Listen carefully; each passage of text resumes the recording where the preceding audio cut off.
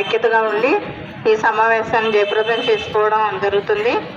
ఇప్పుడు ప్రభుత్వం కార్మికులందరికీ కూడా అనేక రకాల బెనిఫిట్లు ఇస్తానని కార్యక్రమాలు చేసినప్పుడు, వాగ్దానం ఇచ్చినప్పుడు కూడా అంగన్వాడీ రంగంగా మిడ్ డే మీల్స్, ఆశా వర్కర్లు, అలాగే కార్మికులందరికీ కూడా ఎన్నో వాగ్దానాలు ఇచ్చింది ప్రభుత్వం.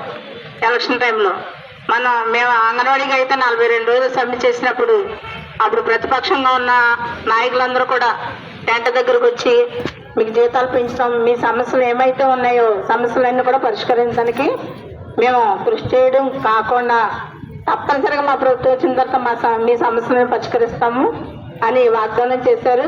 కానీ వాగ్దానంగానే మిగిలిపోయిందండి. కనీసం జీతం పెంచడం కాదు కానీ పని భారం బాగా పెంచేశారు.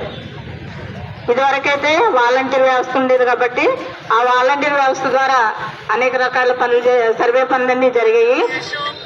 ఇప్పుడైతే ఆ వాలంటీర్లు చేసే పని అంతా కూడా సర్వే, పెన్షన్ డ్యూటీలు అన్నీ కూడా ఇంకా ఒక రకమైన యాప్లు కాదు, ఫోన్లో అనేక రకాల యాప్లు.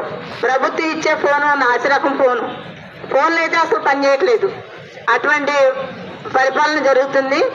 అయితే మేము అంగన్వాడీ రంగం కానీ, ఆశా కానీ, మిడ్ డే మీల్స్ అన్ని స్కీమ్ వర్కర్స్ అందరం కూడా కార్యక్రమాలు చేసినప్పుడు మాత్రమే మీ సమస్యలు పరిష్కరిస్తామని వస్తున్నారు.